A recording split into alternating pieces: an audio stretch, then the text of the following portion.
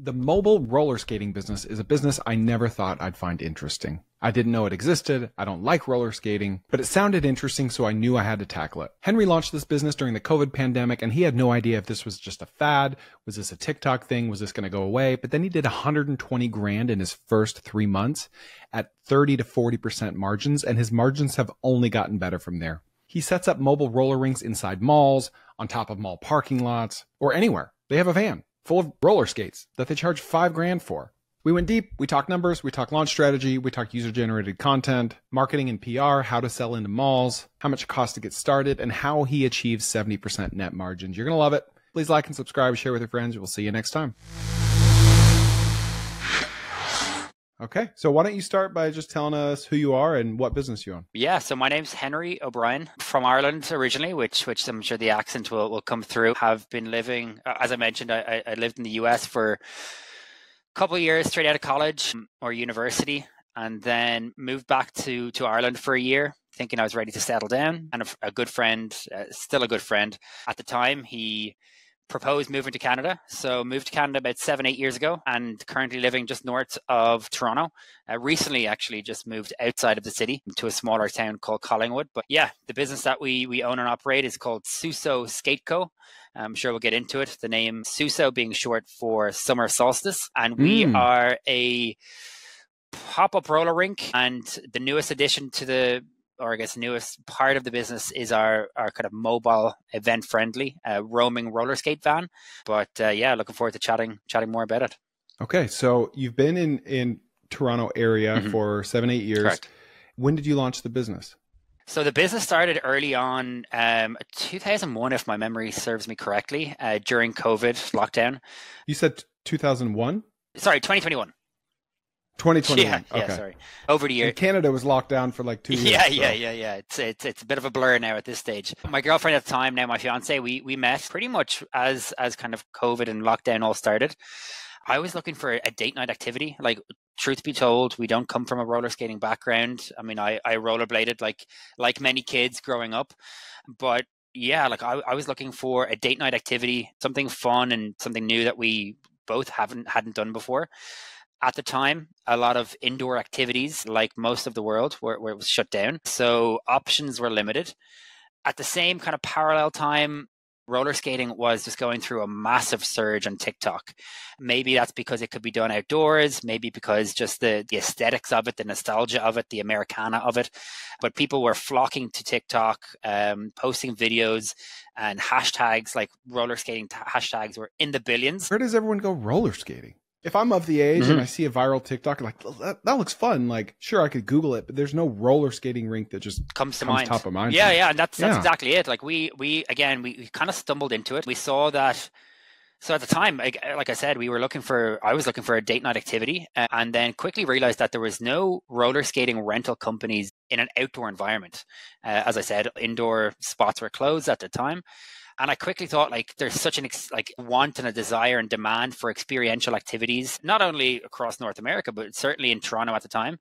Thought to myself, like, what a great idea it would be to offer roller skate rentals in an outdoor environment under the heat of the sun, which is where the name kind of SUSO comes from. So fast forward a couple of months, and we got our hands on some inventory, which was difficult at the time because there was a worldwide shortage of roller skates.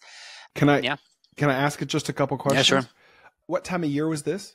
Because obviously it's very seasonal where you are if you're going to do an outdoor business. Yeah, I think we probably acquired skates in the new year of 2021, and then we were up and running by May of that year.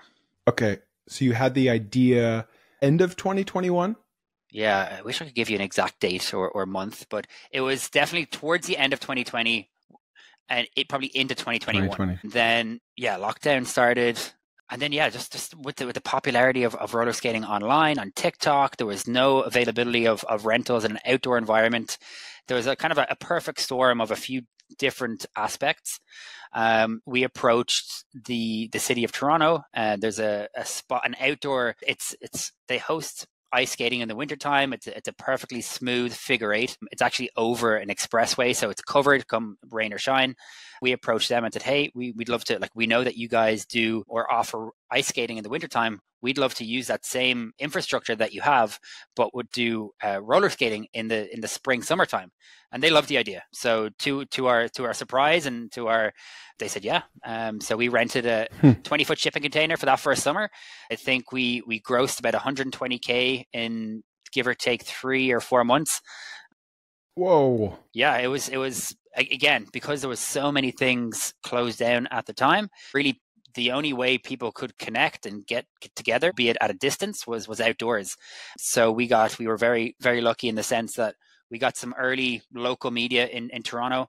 So they shouted about us. And again, the nostalgic factor about it, it's easy to understand and appreciate. Did you go looking for media? We did. Yeah, we definitely reached out to a few kind of very local media outlets. And how? Like logistically? So I did a small stint in a PR company during my intern for maybe 3 or 4 months during university. So the idea of like the value of PR, I've always appreciated. So there's a few local publications, Blog TO, TO being short for Toronto, being one of the more prominent publications and outlets, and just scouring whether it's their website, their list of editors, their Twitter, like DMs and cold emails. Exactly, yeah, cold emails, DMs, and again, people are pretty receptive, and to this day, like if we open up a new pop-up in a new city or town, the media, especially local media, more difficult to get national, let's say CNBC or like bigger media outlets. But when you say, hey, we're bringing a pop-up roller rink into town, for the most part, people are like, wow, like this it's cool, it's family friendly, it's easy to understand, it's easy to appreciate and just get rolling. So we've been blessed with really good response overall from a lot of media and even influencers looking to say, hey, I'd love to go roller skate with my family or my friends. Can you book us in and we'll shoot a reel and some content? So we try and a lot of marketing efforts. We try and go win-win versus like paid opportunities if possible. Okay, this is amazing. I think most people don't realize how eager editors are to write about stuff, right? Like they just want cool stuff. Like, and I think people think, oh, they're getting hit up all the time by people. And it's like, there aren't a lot of people doing cool stuff. They're kind of not. Yeah. That's why you see so many dumb articles about, the squirrel that got trapped in the tree because no one's emailing them about their mobile roller skating rink business. Well, I totally agree. And especially what we've learned and what I've definitely learned is if you can localize it as much as possible, like let's say a journalist in Toronto, if you say, hey, I'm launching a new roller skate business in Texas, they're going to be less interested. But if you could say, hey, we're opening for 3 months. We are family friendly, kid friendly, and we're opening in downtown Toronto. That journalist, all of a sudden, there's a bit of a hook it's applicable to me because it's in my hometown. I write about experiences in Toronto, so that's 2 ticks straight away.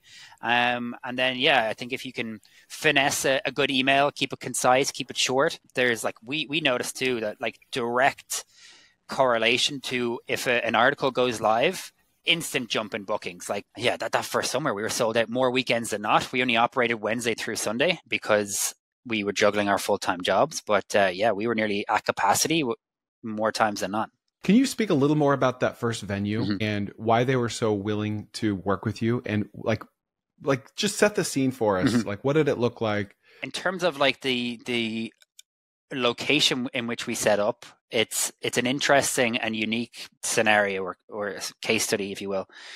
So it's city property. So the city of Toronto owned this property. It's underneath the Gardiner Expressway. However, it is operated by a non-for-profit. That non-for-profit is in place to really ensure that there is programming going on throughout the year, that it's really kind of used, the location and the venue is used to its full potential. So you'll have brand activations throughout the year. You'll have ice skating in the wintertime. You might have Easter egg hunts come Easter. So they really in place to enhance the community and to ensure that there's a kind of consistent and fun and appealing programming throughout the year. So when we went to them and said, hey, like, you already have the infrastructure in place. You rent ice skates from this 20-foot shipping container. You have a perfectly smooth figure 8 trail. They like, even as things as small as they had the cubbies or the shelvings in the container. That was just like, it was turnkey for us. So as soon as we got inventory, as soon as we got protective gear and we figured out a Wix website at the time, and we figured out, okay, we need to plug in to allow bookings online. We were off to the races. What's the name of this place so I could look it up? Bent? B-E-N-T? B-E-N-T-W-A-Y. Super right. unique. Oh, there it is. Yeah, Okay. it's improved over the years, and we've had different point of contacts, and like very easy to work with, good to work with. If there was a location like this in every city, I mean, I think it would be not only great for the local ecosystem and the community itself, but it made our entry into the market super straightforward. It's since become a little bit more tricky finding similar type of setups, or even working now that we work with malls, which we'll get into, I'm sure. It's a little bit more cumbersome, but this has made navigating working with a city a lot easier. Okay, so if I'm looking at the Bentway, I see like a bunch of apartments on one side of the freeway. Are you on the north side or the south side of the freeway? We are right underneath that freeway. So yeah, you'll see like a greenery and park side on the north side. On the south side, you have a bunch of apartments. A little bit further south than that, you have the water and the lake. So we are directly... baseball fields. Exactly, yeah. We are directly underneath that freeway. So even if it did rain, you're pretty much, for the most part, 80% covered by the expressway itself. Interesting. So you're like right in amongst all these apartments? Yeah, right downtown. Like you couldn't get more downtown. Like Jeez. If you were to walk, I'm going to say 15 to 20 minutes east and a little bit north of the Bentway, you would be in like what's called Bay Street. So to give you like a US equivalent, it would be like the Wall Street of Toronto. Mm-hmm. So super central for people flocking to the city for a weekend activity. It was like, oh yeah, we'll go roller skating and then we'll go for a meal, or we'll go for a meal and then go roller skating. And like I've touched on, like it really appeals to people young and old. The older demographic said, oh, I used to do this when I was your age, or when I was 20 or 30 years old. And then you have the youngsters and the kids coming through now who are seeing roller skating and actively participating in roller skating for the first time. So this is like a net new activity for them. And now, as we've kind of transitioned into a kind of more of a fully fledged business, a big focus for us is like, how can we get kids off their devices? How can we give them that 45 minutes to an hour to have fun with friends, to go skating with their parents, and just get away from screens? I just love everything about this business. Like sometimes you come across business ideas where it's like the market is just begging for it and they're craving it. And like the Bentway is willing to do it. It's in the perfect location. Like it's blowing up on TikTok. Like this is product market fit. I always like to describe product market fit as this. Like normally you launch a business and it's like pushing a boulder uphill, and that's not a bad thing. You push it uphill, it comes down a little bit. Push it uphill, it comes down a little bit. And it's a grind. And that doesn't mean you should quit. Yep. That's usually how it goes. But 10% of the time the boulder's chasing you, and you can't even sleep because you have so many customers beating down your door. Is that kind of what it felt like? That's exactly it. And like to your point about like it working, maybe I think you said 10% of the time. Like after this first season, we sold all of our inventory. The last day we sold every single pair of skates that we'd bought, let's say 6 months prior. We'd sold through all of our inventory, thinking it was kind of like a summer passion project. It was a one and done. And then with just pure like feedback from the community, demand, like, hey, like we want to see you next year. We want to see you in other locations. We quickly realized, hey, we could be onto something here. So we had to buy all of our inventory again. We made some tweaks. We got better protective gear. And that's when we were like, okay, like this could be something. Like we got to try and get back to the Bentway again next season, which we did. And we just wrapped up in end of September with our 4th season. And we've since gone into working with malls. Okay. All right. So I have like a lot of questions before we get to malls, but I can't wait to talk about malls. I'm just all over the place here. So what did the unit economics look like with the Bentway? How did you approach them? Like, how do you pay them? I'm curious about that. Yeah. So we had a pretty straightforward, let's say, negotiation at the time. As I said, they had the infrastructure in place. They had the perfectly smooth outdoor figure 8 trail. They had the shipping container. I think that if I remember correctly, like we paid them $4,000 a month in kind of base rent. Okay. That hasn't changed all that much. Depending on location, people might say, hey, if you hit a certain threshold, there might be a certain kickback. So if you do good, we do good. We're all for that. If we find a new location, but the Bentway at the time, it was like a flat base rent. You guys are going to be up and running for, let's say, June 1st. You're going to run until really the weather gets a little bit chillier here in Toronto, which is typically the end of September. So $4,000 flat per month. We would make that back, on any busy Saturday at the time. We operated Wednesday through Sunday. Juggling full-time jobs, we worked it ourselves. We manned it ourselves, myself and my now fiance. So it meant that we were running from our apartment, which was luckily only 10 minutes away, and we were opening up, and we'd operate Wednesday, Thursday, Friday, 4 to 9 p.m. and then give or take all day Saturday, Sunday. And then we kept, and our goal at the time too was we'd rather have fewer sessions per week, but those sessions to be busier than open 7 days a week, 8 hours a day, and have 2 people in one session and 5 people in another. So it meant that people's options were limited, but it meant that there was a little bit more of a better experience. The whole point of this is that it's cool. And it's only cool if it stays cool. And it only stays cool if a bunch of people are always there at the same time. You don't want to be, one of 4 people. Like, you might think, people will think, oh, this is awesome. There's so much space. Well, no, this is a party. They want to party. Yeah. They want to feel like they're in on the secret. Is that kind of what you tapped into? 100%. It was lucky timing. It was people looking to be active outdoors. It was blowing up on TikTok. There was shortages. There was articles in Vogue and in every like household media outlet that you can think of. At the time, they had written an article about roller skating, and roller skating as an industry, I would say, or as a pastime, hasn't really been modernized all too much. I mean, if you look at roller rinks throughout the US, for the most part, the majority of them are still your mom and pop with that like really outdated carpet. They may or may not be taking bookings online, but just with the appetite for experiences in Toronto, it worked out well. Did you notice like a huge multiplier effect when people started showing up and posting about it? Because this is something you have to post. Yeah. You have to post about to Instagram. And so I'm picturing like the first week, the first day or whatever, like it's busy because you're new, but then it's just like, man, we're really busy. Yeah, we didn't get into doing like paid ads up until maybe, I'm going to say 18 months ago. And we've been doing it now. This is our 4th season. So we were 100% reliant on user generated content. And like so much so that people would come, put on skates, take a few selfies, pictures, videos, TikToks, and they'd take the skates off. They wouldn't even go skating. So, I mean, for us, like we'd hate to see it. And we felt guilty at the time working behind in the container. We said like, oh, geez, like we kind of want to refund you. You had skates on for 5 minutes. You came and you kind of got what you wanted in terms of the content. But yeah, you'd see, especially when we started reaching out to like micro and local influencers, we'd say, hey, would love to invite you to come down. Skating's on us. Bring a +1, bring 2, bring a second +1. It's on us. And for the most part, like people would just eat that up. They're like, yeah, I have 50,000 people followers.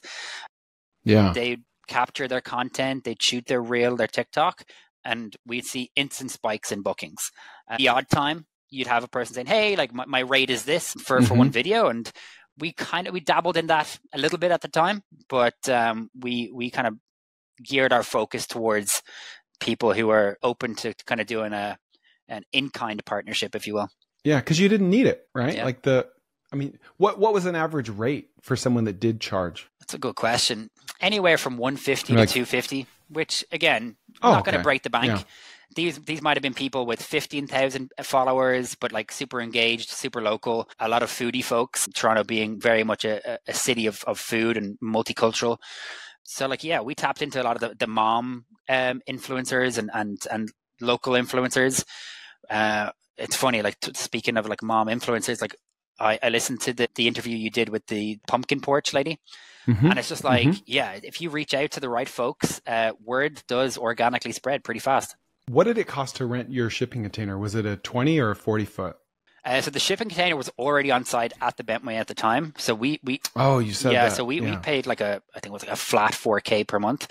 Again, it was turnkey for us, and I don't think you could plan for a better beginning to a business. And if we tried to replicate that or find a similar location with like a fabricated turnkey container, we wouldn't be able to find it today. Back to the $4,000 a month, like How do you arrive at that? Who did you say it first? Did they say it first? Because there's no precedent for this. There's not. No, I truth be told, I have no idea. I can't remember who came to it.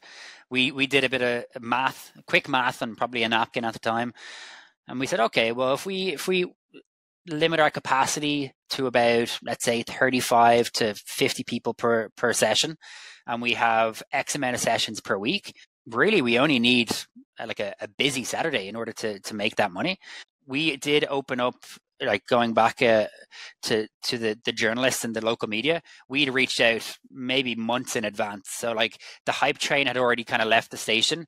People were already talking about it, and one article would influence another article or publication. So by the time that we opened bookings, which might have been a month or two out, we were already like bringing in money before we'd paid any rent. Now, did the 4,000 scare you in the beginning, or were you so optimistic that it would crush that you didn't care? Yeah, no, we were scared. Even like the initial, yeah. I think overall our initial investment at the time was probably give or take 35K. So that got us the skate inventory, the protective gear, it got our insurance. We made the Wix website at the time. We used a plugin to capture online bookings. So we were, every dollar mattered back then, as it still does today. But it was kind of our neck on the line. We fully staffed it the entire summer ourselves, which looking back, I had just met my now fiance. I was like, this girl is willing to give up her Wednesday, her Thursday, her Friday, and she's the all day Saturday and Sunday. So I was like, she's a keeper. Yeah. Did you pay her? We didn't pay ourselves. Logistically, no, we did not pay ourselves until we've only just fully both paid ourselves back in the last 12 months. And then, we were kind of just very focused on like, right, is this something that we see a future in? If it is, there's really no point in paying ourselves until we need a paycheck, because you want to take money out of the business when we could just reinvest it. So we kept we reinvested a lot of any surplus money in cash up until, again, 12 months ago when we paid ourselves back. And now we take a very modest kind of paycheck from the business. We both still have our full-time jobs, which is something that we would love to transition away from. It's a little bit of that kind of golden handcuffs. We want to jump in, but you got a mortgage now and life is expensive. So we don't want to make... And it's seasonal too, right? Yeah. Especially, and even now with the indoor locations, we choose not to be year round. We model ourselves off of Spirit Halloween. We want to create that FOMO, that urgency. We're in town for 6 to 8 months. Come by while we're in town before we roll to the next town. What types of jobs do you two have, and how much time does it take? Yeah, so my partner is a copywriter. I work in advertising sales. We both, at the time, it was definitely a juggle between the skates and the full-time job. Now that we've hired out, we have an on-site manager, working in the business less and working on the business more. But that first summer was definitely, we're taking a couple half days and a Friday and running down to the Bentway to make sure that we could open up in time for people to arrive at 5 p.m. or 4:30, whatever it was. So it was a juggle, but the endorphins are flowing, the excitement is there. It was our first business. We were a new couple together. And then, seeing this organic reach from local media at the time and just seeing back-to-back sessions booked out, we were like, this is it was thrilling. Okay, so what were you charging that first year versus what do you charge today? And let's talk a little bit about margins and what that looks like. Yeah, pricing hasn't really changed all that much. So we charge $18 for the first hour. So sessions typically 4 to 5, 5 to 6 p.m., hour long. If you skate for 2 hours, it's $25, so a small jump. If you rent skates for 3 hours, which few people do, then they normally tap out after about an hour or two. It's $30. If you have your own skates, at the time, because the Bentway was a public space, we didn't charge for people to bring their own skates. So that was something that we do charge for now that we have a kind of a private unit ourselves. And then protective gear was an add-on. We'd always include wrist guards with any rentals, just because if somebody's falling, they're more than likely going to fall on their wrists. And then knee pads, elbow pads, and helmet could be rented for $2 each, or I think we did a bundle for $5. Let's say the average ticket was probably, give or take, $26 per person. It's one of those activities too that 90% of people are going to do with another person. They're going to go on a date night, or they're going to go with a group of friends. So all of a sudden, like that $26 multiplied by 4 could be closer to $100+ per group. Wow. Yeah, I mean, if a middle-aged dude shows up by himself to skate, he's probably a serial killer. Yeah, well, and we had a few of them, and we had people back religiously, and we knew people by name. And again, I think it was just the idea of like, wow, it's so cool seeing this back in vogue, back on trend. Like, I remember this when I was XYZ age, and then people just telling other people and bringing their kids and coming on date nights. It was very cool to see. So if you're looking at like $25 a person, give or take, what does a busy day look like as far as revenue and number of customers? We've always kind of benchmark ourselves, like a good day would be between 2 and 3K. Okay. So 100 people? Yeah. I'm bad at doing math off the top of my head. So in terms of the number of people, unsure, but definitely if we're hitting 2K plus, that would be like a pretty good day. On a weekend, because we were open those extra hours, that could increase to anywhere from 3 to 4K. We had private bookings. We had people interested we had brands approach us and looking to do branded like events. Yeah, as I said, we were off to the races with the organic local media to start, and then just because of the user generated content, word got out fast, and it's probably two of the big reasons why we're still doing it today is because it's people do typically want to post about it. Yeah. I mean, even if you don't have the local media, you're freaking in the middle of downtown, a bunch of people roller skating. Like, it draws the eye, right? Yeah, and a lot of organic footfall at the time too. So even if people did walk by and didn't want to skate right there and then, chances are they could come back a week later or a month later.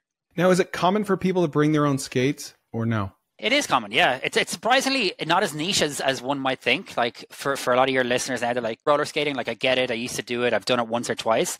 But they're like, it is a sizable niche, People, especially now with kind of since COVID and lockdowns and mental health, like it's as much for a lot of people and a lot of the community that we are now ingrained with. It is as much for them about mental health as it is physical health. The idea of getting outdoors, being active, and it's a good workout. Like we have people like, they'll be like talking about their quads and their calves and they'll be like dripping sweat. So, and then as people get older too, it's low impact. So we have 8-year-olds and we have 80-year-olds. There's not very many other recreational activities that I can see. You see that kind of lifespan, which is maybe why pickleball is so popular now. Like I was just going to say that. Yeah, but it's super social. And then people too, like when there's a more experienced skater and they're skating next to a more novice skater, a lot of times people are very open to giving instructions and feedback and tips and tricks. And as a novice skater, like you're very willing to take that advice and the tips and tricks, because it's going to be like, hey, I'm going to be on my knees or on my wrists, or I'm going to take this feedback. And so you see people learning and picking it up very quick. Now, where are you getting the equipment from? Are you from China? Is there like a big vendor? Yeah, so we actually get it through a wholesaler in the US called Ruby Skates. The skates themselves are a German company called Kaya, or Chaya, depending on your pronunciation. And they are manufactured in Asia, but they are premium, top-of-the-line retail skates. So that was one thing that we wanted to be a differentiator from the get-go. We didn't want your kind of traditional orange toe stop, like outdated skates that looked like they'd been 200 years old. We wanted to get premium skates with titanium trucks and ones that had a pop of color, so that if people are posting videos, photos, reels, whatever it might be, that instantly they see, wow, like that's those skates, that's a vibe. And so like that first season we had like turquoise, we had pink, we had yellow, we had blue. Now our colorways are more kind of teal, green and red, but to this day we still use the same skate brand. I was just going to ask, like, you didn't start with something cheap and then upgrade after you're learning that. No, and we could, like, geez, we probably buy our skates for 80 US a unit or per pair. So they're certainly not cheap, but they've lasted. I mean, we've probably gone through quite a few broken skates over the course of 3 or 4 years now, but they've stood the test of time. And think it doesn't go unnoticed. You know, when people are putting on a premium skate, there's extra ankle support. People don't mind spending the $18 plus change if they know they're getting top of the line skates as well as premium protective gear. Do you sell the skates at all? We haven't. That's always been on our radar, especially with the I guess the upward trajectory of e-com and Shopify during COVID. But it's another beast, you know, with the operations of the pop-ups, and then you want to throw in sales and fulfillment. It's definitely doable, and we've had a number of samples made in China with our own colorways and our own brand. None of them have ever been as high quality as the skates we currently use in our rental program. And it's always taken a little bit more time to find these factories in China or elsewhere in Asia, get the samples delivered, and then you have feedback. Like it's a lengthy process. So we haven't gone down that rabbit hole just yet. Okay. Well, while we're talking about the quality of the skates, let's talk about insurance and how you went about finding that for something so random and what your costs are like. Yeah, insurance, probably the most important part of the whole thing. How do we go about it? We approached a number of brokers at the time. The brokers, like many other brokers, they flood the market with their knowledge, and they come back to you with offers. I think ultimately the insurance broker that we went with was a friend of a friend, or if I remember correctly, it was a friend of ours' brother-in-law. He was in the insurance game. Long story short, they had all their due diligence, their questions. Are you providing protective gear? Are you insuring? Are you making helmets mandatory? Is there wrist guards? Yes, we're providing wrist guards for free. Everything else is kind of an add-on. What's the surface like? The insurance, again, if I remember correctly, it was probably $7,000 for the duration of that first year pop-up. Not extraordinarily, didn't break the bank. Yeah. We had waivers. To this day, we obviously have waivers. The hope is that no accidents happen. Let's call a spade. People do fall. We have had a couple of broken bones over the course of the last 3 or 4 years. Touch wood, there hasn't been too many. I guess what we do, and I'm not sure what most other recreational businesses do, and even other small businesses, you got to just really limit your liability. Do your due diligence, make sure that the surface is clean, make sure that the skates are tight and in good working order. We do have the waiver, which it's compulsory to be signed before anyone gets on skates. So thankfully that hasn't been too much of an issue or too cumbersome so far. All right. If you are watching this clip right now, you are watching this on YouTube. And if you are a fan of podcasts, please check out my podcast while you're at it, because sometimes I have podcasts that aren't on YouTube and sometimes I have YouTubes that aren't on podcasts. So check out the Koerner Office on any podcast platform, or you can go to tkopod.com. Also, my newsletter, we'll throw that in there. There are no ads. It's weekly. It's different content than my podcast and YouTube. Newsletter.chrisjkoerner.com. You'll see the link and we'll see you there. What does your setup look like your point of sale for the Bentway anyway? Like, what kind of hardware do you use? You have like a tent? Yeah, so the shipping container itself had like a flip out counter and awning. So we operated out of the shipping container. If you can imagine, like an ice cream truck, he would operate out of the window of the ice cream van or a truck. Okay. So same for us. We had 2 iPads at the time. The iPads ran on data because we were outside. There was no Wi-Fi. We had Square as our kind of payment processor. So for any in-person bookings, we would transact through Square. 2 iPads. I'm trying to think. Peak Pro, which was our third-party online booking provider. 95% of our bookings to this day, and even back then, come from online. Probably a little bit less now. Now that we're in busier footfall malls, there's more of a balance between in-person bookings and online.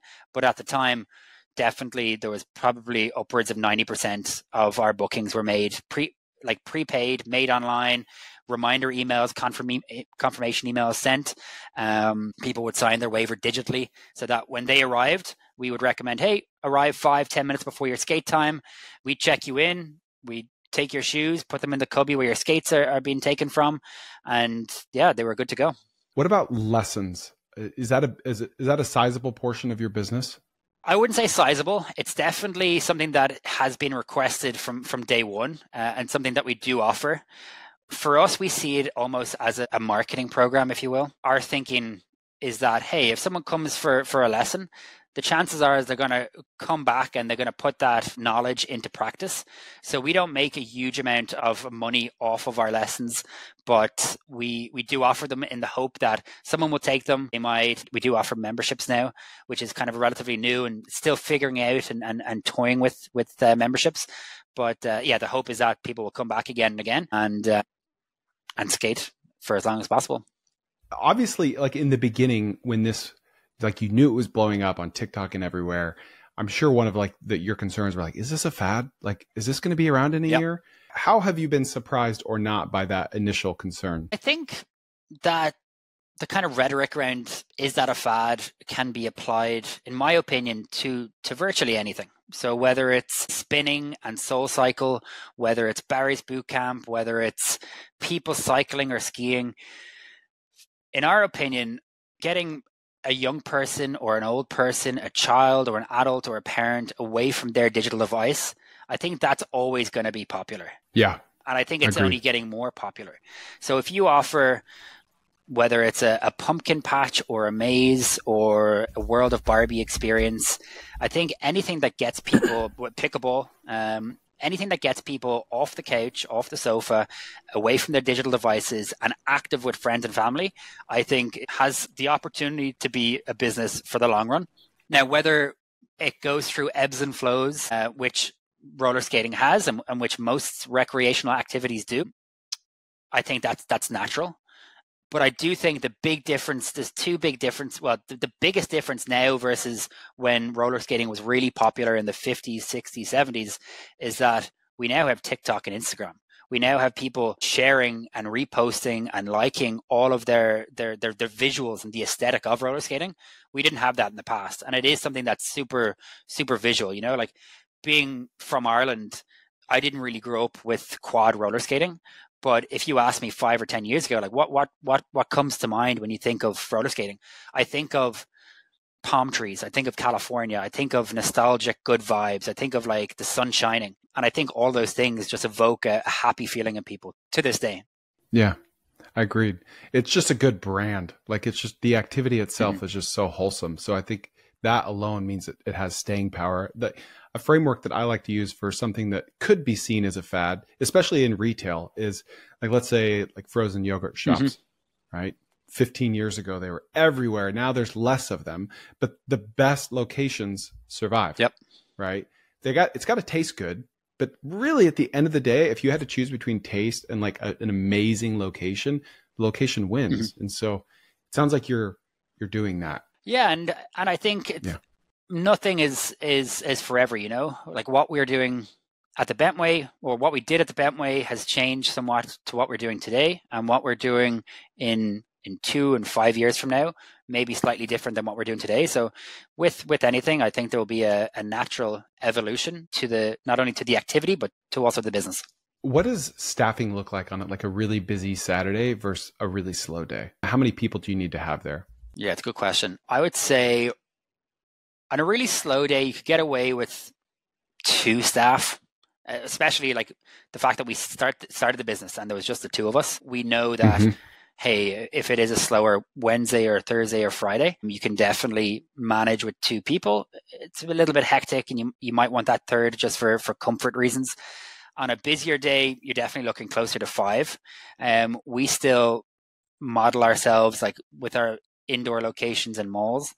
We keep it pretty streamlined. Like we don't really have a snack program. We offer drinks and beverages for a few dollars just as refreshments, but like we don't go into outfitting the space and bathrooms. We typically redirect people to the public washrooms in the mall, because we're taking over these 40, 50, 60,000 square feet units that may not have been occupied in the last 5 or 10 years. So we try and keep it streamlined, and with that we're able to reduce the staff numbers. So let's talk about the mall strategy. What got you thinking about that? You were just tapped out at the Bentway. You need a second location across town. How did you find the mall manager? What does that look like? Yeah, it's an interesting one. It's kind of a funny story. So at the time during the Bentway, my girlfriend and I were going to workout classes. But the workout classes, because all the gyms were closed, they were hosted on the rooftop parking deck of a downtown mall. A nearby mall had struck up a deal with the mall and said, "Hey, like we can't operate our classes indoors. Can we use your vacant rooftop parking garage?" So we were going to these workout classes all summer long, and it kind of dawned on us at the time, like, hey, like this mall, Cadillac Fairview is the name of the owner and operator of this mall, and they own tens of malls, if not hundreds, across Canada and the US. We said, hey, if these guys have vacant retail space here in the downtown core of Toronto, maybe they have vacant either retail or parking garage space elsewhere. So fast forward a couple of weeks, we find out that Cadillac Fairview is the owner operator of the mall. We reach out to them. We say, hey, we've done this successfully at the Bentway for the last 3 months. We'd love to discuss maybe just turning any vacant space you have into a pop-up roller rink.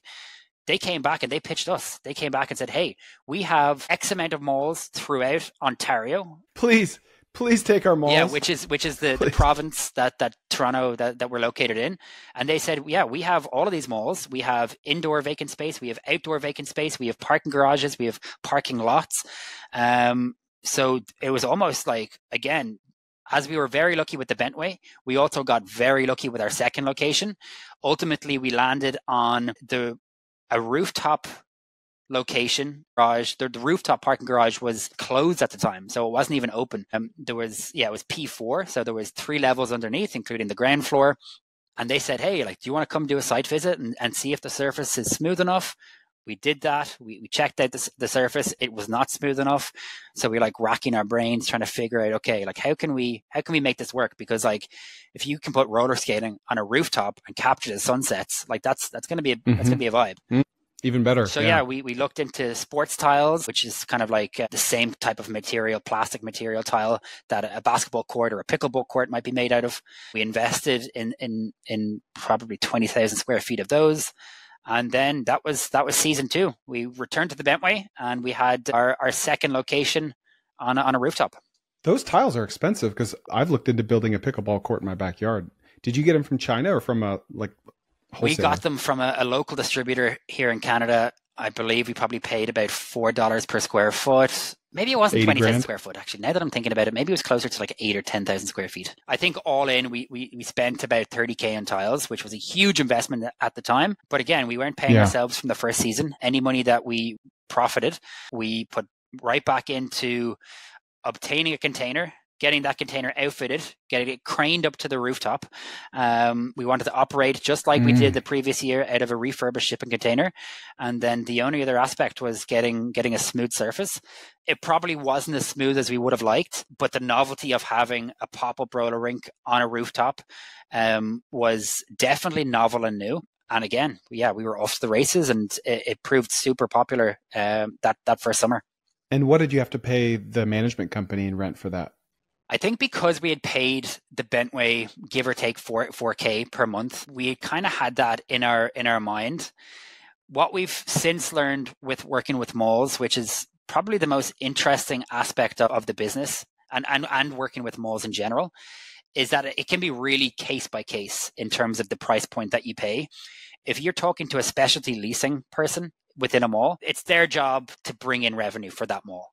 Whereas if you get contacted or if you get introduced to the marketing manager, all of a sudden they are the ones with the budget. So we've had cases where we've worked with malls and our direct point of contact has been the marketing director or marketing person, and they've paid us to be there for a month pop-up. And we've had other very similar scenarios whereby our point of contact has been specialty leasing, and it's their job to make use of any unused space. So I think at the time, to answer your question, it was probably in around 4,500, 5,000 per month. And then I think if there was anything over 30K per month or 35K in revenue, they might get a small kickback. Which is common for malls, right? Which is, super common for malls. And then you'd have to disclose your sales on a monthly basis.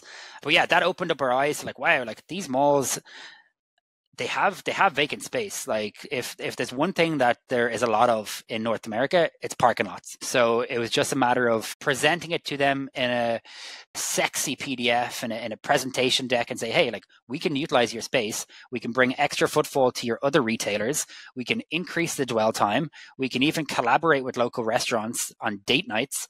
So like for the mall marketing manager or the specialty leasing manager, we were essentially making their job super easy. It was like, what, these guys, they seem to know what they're doing. They're going to activate a space and they're going to drive young teens and 20 and 30-year-olds, which was kind of like our core demographic, to our properties, which is what everyone wants. Yeah. Then they can go shop at Anthropologie. Exactly. What an interesting framework. I've never thought of this or heard of this. And it's not like you did it intentionally, but you learned it. And it's like, don't sell into the profit centers of another company, because they're in the business of generating profit for their company. Sell into the cost centers, the centers looking to spend money to grow their business. That was the big unlock there, right? That's kind of what launched our now mobile version of what we do with the van, because we were seeing these mall marketing managers and they would pull a figure from the sky. They might have spent 5 or 10K over Christmas getting Santa there. They might have spent another amount over Easter to do an Easter egg hunt in the mall. It's their job to ensure that there's high foot traffic in their properties. If they can get high foot traffic, they can get big retailers. They can get the Apple. They can get the Entrepreneurship. They can get the Lululemons and the Aritzia of the world. So like they have budget there. For us, it was like, right, we want to be receiving this budget. We don't want to be spending into their accounts. So yeah, very organic. We had never worked with malls before. We didn't have any kind of retail background. But yeah, it's been super interesting navigating our way through the retail mall landscape and just seeing the commonalities between each different property and how a lot of them now are migrating from your traditional mall to mixed use developments, somewhere where you can go and you can do your spin class, you can do your grocery shopping, but you can also live there. It's, I think over the coming 5 or 10 years, it's going to be interesting to see a lot of the traditional malls be kind of these community epicenters. I interviewed a guy on this podcast months ago who teaches kids how to use heavy equipment in a mall parking lot. Yep. Yeah. We see that. Our current pop-up right now, and I'd never seen it before, but there's a company utilizing maybe 200 parking spaces, and they are teaching people how to ride motorcycles. And again, cool. They're operating from a 40-foot shipping container. But seeing a business like that, which would be perfect for the podcast, I can't help but like get the gears turning in my head. But like, wow, there's like, if there's one thing there's so much of, it's parking lot spaces. So whether it's some like a maze, I've toyed with the idea of like turning a parking lot into a maze just around Halloween or whatever it may be. Yeah. But funny you say that. I thought of making, it was my friend's idea. I don't want to steal it, but he thought of making like a maze in a parking lot outside of Spirit Halloween. Yep. Like a Halloween maze, and then just convert it to a Christmas maze. Yeah, genius. And you know what? And you could charge $5 a piece, even like at least 10 bucks for the whole family, $15, and like you break it down, put it in a storage unit for the 8 months. Yeah, and it would be popular. Build it again. Yeah, 100%. Okay, so what happens with rain? Do you offer like rain checks, and how often is that a factor? Yeah, it is. It's a factor. And it's why we've pivoted away from outdoor locations, because there are just too many variables, especially with the rooftop, with the wind, the rain. There was no coverage versus the Bentway was 80-90% covered. If it rains, we would typically keep a close eye on the weather forecast, the radar. We try our very best to send out advance notification saying, hey, we've got to cancel due to bad weather. In that notification email, there would be a link for the skater or the guest to rebook their own skate. Let's say out of every 100 skaters, you might get 5 to 10 skaters that say, hey, like I was just in town for the weekend, like rescheduling is not really going to be possible for me. And in that case, we'd issue a refund. We did like to, and we still do like to say we're non-refundable. We would rather just keep the customer service on point and say, hey, if it means you'll come back in the future and you want a refund now, absolutely, we'll share a refund. Now, are you still on that same mall parking lot roof today, or did you move away from that? So this past season was our last season there. That was a decision. We were toying with the idea of not going back this past summer, just for that reason, really. It was just so many variables. There's wind, there's rain. We learned too that you really have to be activating and programming around the skates. So like We toyed with having food vendors up there, and again, very cumbersome. You're nearly spending more time managing the food vendors than you are focused on your core business. So this past season, we wrapped up, if my memory serves me, end of September, maybe mid-September. And we won't be returning there. So we're actually in the process now of selling these sports tiles and focusing on indoor locations in the wintertime. A lot of people building pickleball courts that would buy those. Yeah, we've sold of the, I think, 8,000 or 10,000 square feet. We've sold, give or take, half. But yeah, basketball courts, tennis courts, and pickleball courts. Now, how did that first season go at the roof? Like your first season with 2 locations, were there any like breaking points? How did it go? It went well. It was profitable. Again, overheads were low. We had the investment of the tiles. We had to buy additional inventory, protective gear. We found a secondhand shipping container, again, 20-foot shipping container. We retrofitted that on a modest budget. It wasn't too sexy by any means. Do you like paint it or wrap it or make it look cool? It was a funny story. So the mall had actually already half retrofitted 2 shipping containers, and they were sitting in a yard somewhere in Toronto. And they said they connected us with the person who was holding the containers in their yard. So we essentially, on behalf of the mall, moved the shipping containers and organized for a crane to crane it up to P4 of the rooftop. But the mall had already painted, they were black, but they were like a matte black, freshly painted. The mall had already painted and organized that prior to us being in the picture. So all we had to do was put shelving units, just standard plywood wooden shelving units in the container. I'm trying to think back. Yeah, big learnings from that year. Don't underestimate the wind on a rooftop, because that is real. Weather is obviously a big indicator of how successful you are. If you have a rainy June and you're relying on a busy July, August, September, all of a sudden you're kind of cutting yourself short of a full season. A lot of that has led to, again, just us focusing in on indoor locations where there's just less variables, and it's just more predictive footfall. You were mentioning you were probably using around 10,000 square feet up there, and my gut reaction was, man, is that enough? And then I used to rent a warehouse that was 10,000 square feet, and that's pretty dang big. Like it would probably be bigger than your average like roller skating rink. So what is like the square footage that you need or prefer for any concept, whether it's mobile from a van or rooftop or the Bentway? Yeah, I think for the van now that we're doing a lot more mobile events and we come to you type of events, our rule of thumb is the minimum is the size of a basketball court or a tennis court. So I'm actually unsure what the exact square footage of that is, but if you have a space that is away from vehicles, that it's safe, that's cordoned off in some capacity, and that has a super smooth surface, we can get you skating. We've done smaller. We did the Pinterest holiday party last December in their office on the 6th floor of a downtown office building. That's not cool. Ideal, but I mean, you kind of make do. You know, I think for the most part, whether you're the event organizer managing the event and the logistics, or you're the attendee of the holiday party, or in this case, the Pinterest staff, there's a certain appreciation, but like, all right, we're kind of working with what we have. It's not as big or as maybe smooth as a traditional roller rink, but the idea, yeah, I think people are just more understanding the fact that like it's a novel kind of pop-up. And what are the unit economics of your mobile concept? Do you charge anything differently? What do you pay the parking lot, et cetera? Yeah, good questions. So for the mobile iteration of what we do now, what we like to coin a roaming roller van, we have a few different pricing tiers depending on who's booking. So if we're doing a school event, we want to try, we've decided to discount because, again, we're kind of we've only had the van since May, and we're still tweaking the price point. The feedback from a lot of teachers, educators, principals is that we want to make this as accessible to all students of all backgrounds. So we try and get it to as close to $15, $18, $20 per student. But then we'll put in a minimum. Hey, we'll come to your school, but we have to do a minimum of 60 students. And then of those 60 students, we'll break it into 3 45-minute sessions or 3 hour-long sessions. So our sweet spot in terms of the quantity of skates that we can fit in the back of the van, our sweet spot is around 25 skaters per session.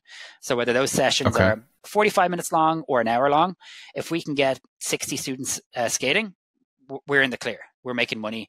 We're paying 2 staff, the logistics, travel time, the setup, all covered. Now, if we're doing a corporate event like the Pinterest holiday party, for example, rewind a little bit. For a school event, it would typically be that a 3-hour session. So 3 45-minute sessions, 3 hours in total. If we're doing a corporate event or a community event, we work with a lot of municipalities to get their communities rolling. We will have a longer event time. So we'll have a 5-hour skate period. So we might have, instead of it being 3 45-minute sessions, we'll have 5 45-minute sessions. And we'll get between 125 and 150 skaters skating in that duration. So for something like that, we charge $4,950. And again, that's an all-inclusive turnkey price, including staff, logistic, travel time, skate rentals, protective gear, public liability insurance, waivers. So again, if you're the office manager booking the holiday party, or you are working in the recreational department for the city of Dallas, Texas, and you want to offer this as a free activity to the community, we roll up, no pun intended, and it is just turnkey. What is your average profit for a job like that, like a mobile job? It's a good question. When it comes to margins, I'm not the wisest. I know our profit margins typically with the traditional pop-ups are anywhere between 30 and 40%. They're a lot healthier with our mobile van event friendly format. The reason being is our overheads, they were already low with the shipping container and the pop-ups. But with our new event friendly format, we have our van lease. We have our 2 staff, which we're only paying if we're booked. For the van too, we already had the inventory. So we just decided, hey, we might as well put this to use. Instead of it being in a storage locker in a public storage, let's put it on racks, roll the racks up the ramp into the back of the van. I'd say our margins are probably closer to 60, 70%. Man, you can't even really count, like you said, the van into the margins because you already owned it. We already owned the inventory. Yeah, we leased the van. So any monthly fee to anyone for those jobs, right? Yeah, I think same amount of employees. Same amount of, and look, we've been blessed with employees sticking around. So like our manager who manages a lot of our van events or our mobile events has been with us since that second location, our first rooftop location that we talked about. He knows skating inside out now. He's become a skater. Typically 2 staff, 1 van. We'll have 4 racks with up to 85 pairs of skates in the back. We have protective gear. Our newest addition is a 10 by 10 fully branded, beautiful tent. The van is branded to the very same as the tent. But the idea is, we get to an event an hour before the event kicks off. We'll be set up in no more than 25 to 35 minutes. The staff might go grab a coffee, keep hydrated, get some water. They're kind of at the check-in tent desk area 15 minutes before skaters arrive. And then, the events will typically run either 2, 3, or 5 hours. Get as many skaters kind of through the door because we're paid in advance up front from the event organizer or the host, and then pack up the van. Another 35 minutes and we're out of there. Beautiful. I mean, you're paid up front. Like that, it seems like you're leaning into the right model. I think so. That's and it's amazing. We did. I'm not sure if we haven't really posted much about this because the outcome wasn't the best, but we were on the Canadian version of Shark Tank called Dragon's Den. Yeah. So we did that last summer. We didn't get a deal. And the feedback that we got was interesting, especially because a lot of the judges or the dragons at the time came from a retail background. Their feedback was like, but how long is this vacant retail space and mall space going to be around?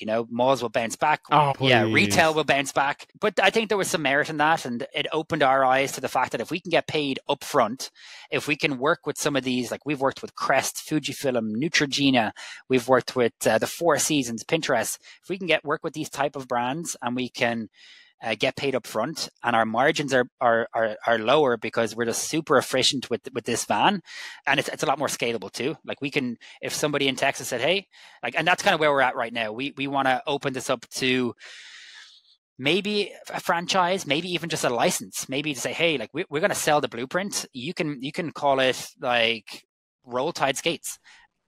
And So that's a good one. That is, roll time roller. For Western Central Alabama, that would crush. Yeah, I think that is the next step for us, is like, we could do the franchise and we could have more control over the brand and expand the brand. And we are looking into that avenue, but we're also open to the idea of like, let's just package our information, our knowledge over the last 4 years.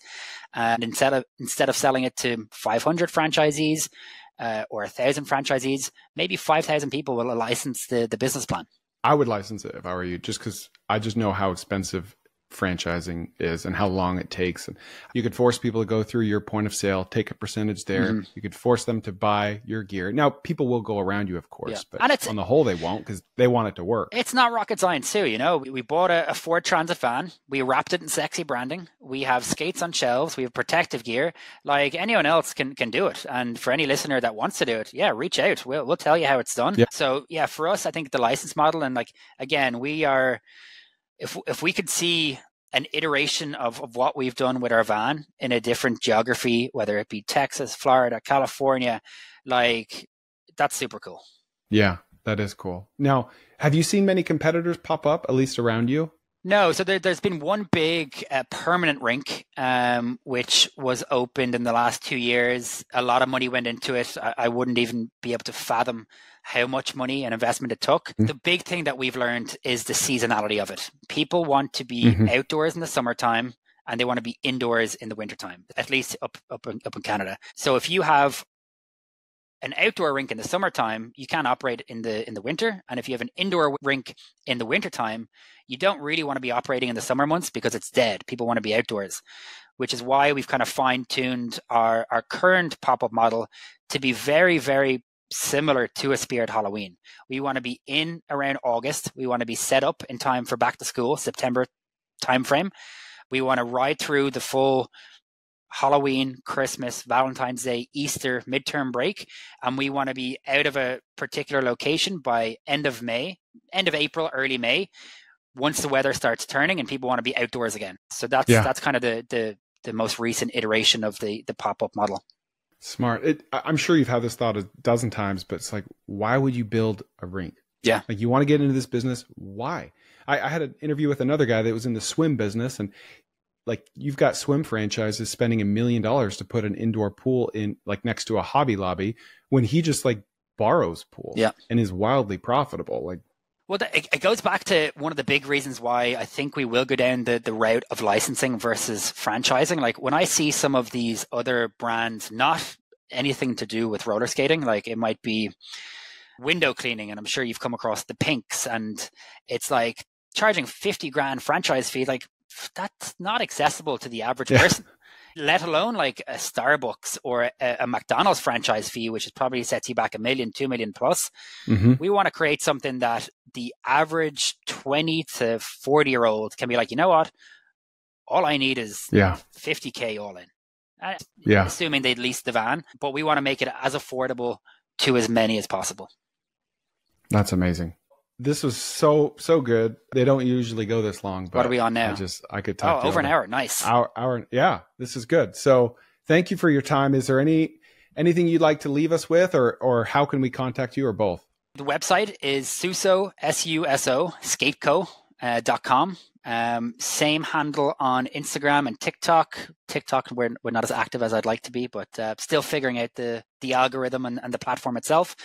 And I think the next step for us is to put all of this knowledge into an e-course or some kind of digital product, whereby if you are somebody in Texas, Chicago, Illinois, Florida, anywhere, and you want to get up and rolling, pun intended this time, reach out. Happy to chat. And thanks again, Chris, for having us on.